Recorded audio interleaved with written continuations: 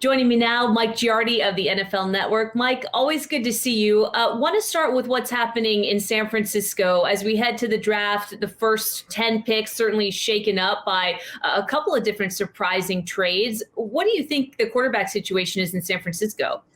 Yeah, I mean, it's pretty clear that they've moved up. As they said, we're not hiding anything now. We're going to get a quarterback, and they jump all the way up from 12 to 3 and give up a fair amount of compensation to do so. And based on what we're hearing, obviously Trevor Lawrence is clearly going to Jacksonville. It appears Zach Wilson for BYU is headed to the Jets at number 2. So that leaves them with the next quarterback. And is that Mac Jones from Alabama, which has surprised some people. But when you look at Kyle Shanahan's system, Mac does a lot of things that fit in that system. Plus, I think Kyle wants his quarterbacks to be a little bit sort of like, I'm going to tell you what to do, you're going to do it. And I think maybe they look at Mac and say Mac's going to process it the way that Kyle wants it processed, but also puts Justin Fields and Trey Lance in the mix as well. And obviously with Jimmy Garoppolo still under contract for a decent amount of money, I think it's about $26 million guaranteed this year, they're putting it out. We're not dealing him because they don't know if this rookie quarterback is going to be able to step in right away. And they certainly feel like they're in a position to win now. So it's very interesting. But I have this feeling, and I don't know if it's going to happen prior to the draft. It might happen after the draft when some pieces sort of shake free, that Garoppolo still is available for trade and maybe at less than what you're hearing the asking price is now, which is the first round pick. I think that's just sort of my gut feeling on it. I think there's some quarterbacks that maybe fit Kyle's system that are veterans, guys like Sam Darnold, who probably will shake free, Gardner Minshew down in Jacksonville, who has starting experience, not the high-end starter, but someone maybe you can hold the seat until that rookie quarterback is ready to go. Yeah, that's interesting clarity, because I think the evasiveness on the part of the organization, at least initially when all of this stuff was happening, was confusing for some people. They were saying one thing, but clearly pointing towards a quarterback in the draft. Based on what you just said, I'm assuming then that you believe a quarterback-driven league with the upcoming draft, first 4 picks at least, maybe quarterbacks? It seems to make too much sense. I mean, if you're Atlanta right now, you're sort of in the catbird seat, right? Because you took Matt Ryan's money and you pushed it in more in the next year to sort of balance out because you have cap issues. So Ryan's your quarterback this year. Next year, if the cap jumps, maybe they can do something there. So I think they're still in play for a quarterback. But I think really a smart thing for them to do, because they have other holes, is to say, you know what? Who wants the number 4 pick and who wants that quarterback? Because we need assets, and we'll take more first-round picks. You've seen what the 3rd pick overall went for. You saw some of the other deals where guys are just giving up massive capital for quarterbacks. And I think if you're Atlanta, you're entertaining those offers and saying, Matt Ryan's still playing at a fairly high level. I know the money's maybe not what you want it to be, but I think you could probably fill some other holes and then find your quarterback next year or the year after that. You've been doing great work on the NFL Network, as always, but you've been at some pro days, been traveling a little bit. Just curious for some behind-the-scenes insight from you there. What have those looked and felt like, and is there any observations that have really stood out to you? I think everything that I've, from the people I've talked to, whether it be the staffs at the schools I went, I was just at Virginia Tech and Notre Dame, or the scouts that have shown up en masse to these things, and some of the GMs and head coaches, is the process has obviously been very different over this last year. And even last year going into the draft, the world didn't shut down until March. So you saw guys in person. You were able to talk to people in person last year. This year, not the case at all. So in many cases, for some of these guys, this is their first chance to get in front of the players and have conversations with the players and the coaches and whatnot, and sort of gauge, does this guy fit our culture? Are there things that we need to be worried about? Or are things that, hey, maybe this guy is a sleeper and we've got to get more involved with this? So I think that process has definitely changed. And I know, Brian Kelly just told me the other day, the Notre Dame coach, he's like, hey, look, we kind of schooled our guys on this, because now you're having Zoom meetings that instead of the normal 15 minutes that they are at the scouting combine, you're sitting there for an hour. That's an awful long time. And a bunch of different voices are chipping in. The general manager pops in. It's the head coach. It's the position coach. Maybe it's someone from a different part of the room that you're not necessarily used to talking to. And you have to be prepared for these things, because it is a little bit of a curveball for them. are we just starting to scratch the surface of what the ultimate effect of the pandemic is going to be on the league? I mean, Roger Goodell, collective bargaining agreement, they did huge media rights deals, and this 17-game regular season now. Is this going to be a process in your view of the picture will get a little bit clearer, with each month, with each season that goes by, of exactly just what has transpired and its effect on the league? I think absolutely, Carolyn. And what's interesting to me, too, is the impact on the field. And I know coaches, general managers, they want their guys on the field for OTAs. They want to be able to have all this stuff in person. And it looks like we're trending once again towards maybe more of a virtual off season for a second straight year.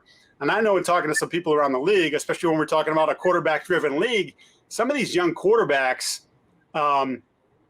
it stunts their growth a little bit. And I know some of these rookies, Herbert had a great year. Burrow was trending for a great year before he blew out his knee. But the inability to be on the field, to have that hands-on coaching that you get, I think has impeded some guys' progress. And I think now you're looking at potentially another offseason where you're not getting that hands-on experience. So I wonder, sort of the long-term effects of that and what it's done to some quarterback prospects. I mean, there's a perfect example here in New England, Jarrett Stidham. A lot of people thought he was going to be the quarterback last year, and they weren't on the field for offseason, and he missed all those reps, and Cam Newton pops free, and they didn't feel like Stidham had taken enough charge of what was happening during the offseason. Cam Newton becomes the quarterback. Stidham slides into the background, and now you wonder if Stidham's, his window is already closed as maybe being a starter in this league or maybe even being a long-term viable backup. So I think that's interesting. And look, the 17-game schedule was inevitable. There's just too much money to be made there. I guess the good thing for the players, I mean, obviously the physical toll that's going to take on them that's just one more log on the fire for the beating that they're going to take. But there is obviously some monetary advantages to that. I know several guys, Jared Goff, Garoppolo, they get another $1 million tacked onto their check because of the way they structured their deals. So it'll definitely be interesting to see the next year and how contracts are negotiated in free agency, knowing that we're in for 17 games, and who knows, maybe 18 is not too far around the corner either. It seems like that might be the case with them trimming the preseason back. Just lastly for you, Mike, before we let you go, I mean, Roger Goodell has said that this will also help bolster football internationally, that this is a global commitment that he's making, but it all ties back to everything that we've seen over the course of last season. And what really resonated with me, and I've said this before, is just the amount of knees, hamstrings, quads, injuries, not having enough preparation time. I mean, to your point, it really took a toll physically on these players. And now you add another regular season game, which is just going to be another thrashing. I wonder from the inside of the sport, because you cover it so closely, I mean, some players are going to get paid, but is the consensus by and large that this is risky to pursue a path where you're just adding more and more and more? There's clearly some trepidation on the player side. I don't want to say universally, but I would say it's pretty close to being universal in that regard. And I think when you're talking about the physical aspect of it, I think that's why you're seeing the Players Association already sort of laying the groundwork. Like, hey, we just went through a season where we weren't on the field a ton, especially in the spring and the summer months. Why can't we do that again? You still got your games in. You still had your product in. Now, the counter argument of that is player development's not great. Maybe the product wasn't as good as you want it to be. I felt like the season was actually pretty good in that regard from the quality of play. And then the injury factor, like, the people that tell you actually need to train more to get hurt less. And then there are others say, no, keep me off the field and keep me away from that contact. So I think there's going to be a push and pull there. And I think you're already seeing, the groundwork being laid for sides butting heads this offseason. You mentioned Jarrett Stidham. I did not think about the impact that this pandemic season could have potentially had on his career. And that's really sad to think about, because we heard about him picking up some injuries and whatnot. But the fact that his development was so disrupted by all this is really sad and potentially has long-term consequences. But when you think of the Patriots offense, where have they specifically improved over the last couple of months heading into this next season? I mean, they went out and they made a real declaration that our weapons last year weren't good enough in their mind, and they went out and they took care of that. Jonnu Smith, the tight end from Tennessee, he was their number one target as a pass catcher. It didn't matter, wide receiver, tight end, that's the guy they wanted. They got him. What was interesting is Hunter Henry thought that it was over for him with the Patriots, and then they came back to him the next day when he was still sitting there and hadn't locked anything up, and they said, no, we still have money. You want to do this? And now they have sort of something where they can throw back to the Gronk, Aaron Hernandez days where they have these two pieces that they move around, and that's something that they've wanted in their offense, and they've been desperately lacking the last few years in particular. So they did that. Nelson Aguilar, I think, is an overpay at wide receiver. You paid him he's coming off probably the best year of his career. But they targeted him, and they got him right away. And again, they had the money to spend. So they made a clear, a decisive effort to get better at those positions and surround their quarterback, whoever that may be. And based on Cam Newton's salary, $3.5 million base, there's no guarantee he's the quarterback. They're not paying him like he's the quarterback. They said, we're going to get this team loaded around whoever that guy is. And now it's up to them to sort of carve out their own path and make sure that they can take advantage of this. Because they realized last year that they went in way short from a weapons standpoint, and that couldn't happen again. Yeah, hopefully their red zone productivity up as well. And who knows what happens at quarterback. Mike Giardi from the NFL Network, thanks as always for being with us. Thank you, Carolyn.